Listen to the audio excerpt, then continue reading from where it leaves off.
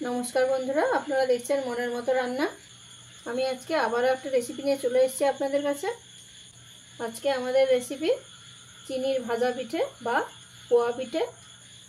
আমি এই পিঠেটা কিভাবে বানালাম আপনারা রেসিপিটা প্রথম থেকে শেষ পর্যন্ত স্কিপ না করে দেখতে থাকুন, তাহলে আপনাদের পরিমাপগুলো বুঝতে সুবিধা হবে এবং রান্নার সময় আপনাদের অনেকটাই হেল্প হবে।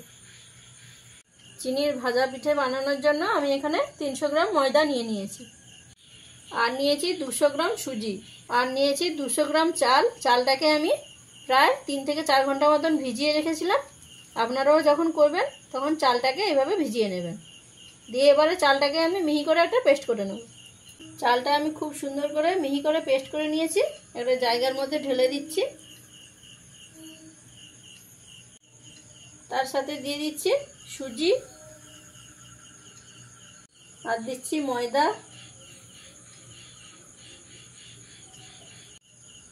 তার সাথে দিচ্ছি পরিমাণ মতন লবণ, দিচ্ছি নারকেল কোড়া, তারই সাথে দিচ্ছি 1 চামচ মৌরি, দিচ্ছি 400 গ্রাম চিনি। আপনারা এখানে যে যেরকম মিষ্টি খাবেন সেই পরিমাণে চিনির পরিমাণটা আপনারা বাড়িয়ে কমিয়ে নিতে পারেন। সব উপকরণ দেয়া হয়ে গেছে। এবারে আমি এর মধ্যে উষ্ণ গরম জল দেবো আর মাখতে থাকবো। একসাথে কিন্তু খুব বেশি জল দেওয়া যাবে না, অল্প অল্প জল দেবো আর মাখতে থাকবো। এটা হাতার সাহায্যে এইভাবে খুব ভালো করে মেখে নিতে হবে।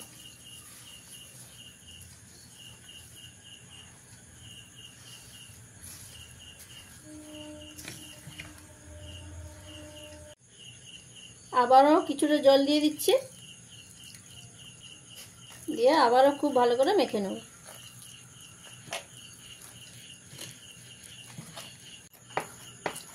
এইভাবে ভালো করে মেখে নিয়েছি। আরও একটু জল লাগবে, তাই আবারও একটু জল দিয়ে দিচ্ছি।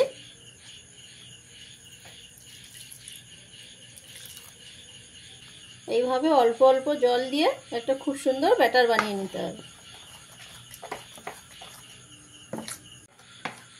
দেখুন এরম ঘনত্বের একটা ব্যাটার বানিয়ে নিয়েছি।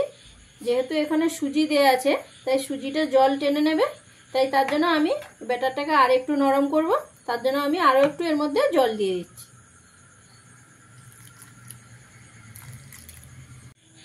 এবারে খুব ভালো করে আবারও মেখে নিতে হবে।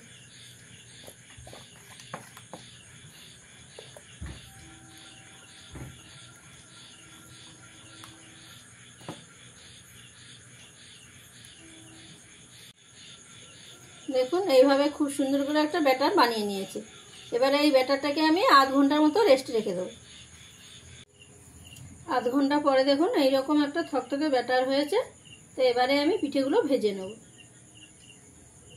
একটা কড়াইতে সাদা তেল নিয়ে আমি গরম করতে বসিয়ে দিয়েছি। তেলটা গরম হয়ে গেছে।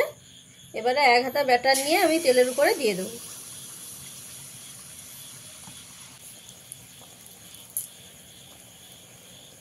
দেখুন কত সুন্দরভাবে ফুলে উঠেছে। উপর দিয়ে একটু গরম তেল দিয়ে দিতে হবে, দিয়ে খুব সাবধানে উল্টে দিতে হবে। দিয়ে এইভাবে দুটো সাইডে খুব ভালো করে ভেজে নিতে হবে। গ্যাসের ফ্লেমটাকে এই সময় আপনারা মিডিয়ামে দেবেন, দিয়ে পিঠেগুলো ভেজে নেবেন।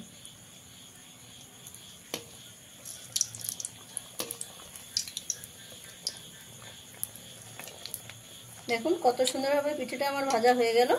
এবারে পিঠেটা আমি নামিয়ে নিচ্ছি। এইভাবে খুব ভালো করে তেলটা ঝরিয়ে নিয়ে তারপরে তুলে নিতে হবে। তেলের মধ্যে আবারও 1 হাতা ব্যাটার দিয়ে দিচ্ছি।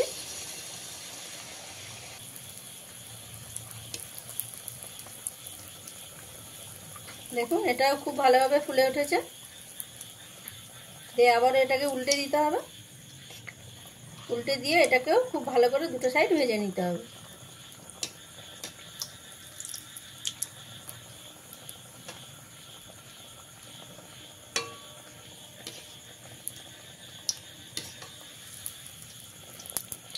পিঠেটা ভাজা হয়ে গেছে, আমি এটা আবার নামিয়ে নিচ্ছি। তেলের মধ্যে আবারও 1 হাতা ব্যাটার দিয়ে দিচ্ছি।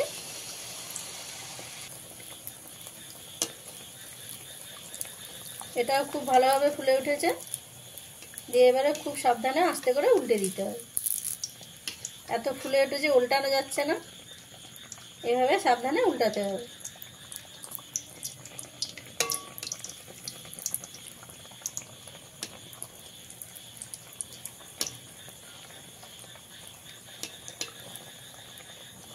এই পিঠেটাও খুব ভালো করে ভাজা হয়ে গেছে, আমি এটাকে তুলে নিচ্ছি। এইভাবে সমস্ত পিঠেগুলো আমি ভেজে নেব। তো বন্ধুরা, আমি যেভাবে এই রেসিপিটা আপনাদের করে দেখালাম চিনির ভাজা পিঠে অথবা পোয়া পিঠে, তো আপনাদের অবশ্যই ভালো লাগবে। আর ভালো লাগলে চ্যানেলটিকে লাইক, কমেন্ট, শেয়ার এবং সাবস্ক্রাইব করবেন। আর রেসিপিটা কেমন লাগলো বন্ধুরা অতি অবশ্যই আমাকে কিন্তু কমেন্টের মাধ্যমে জানাবেন।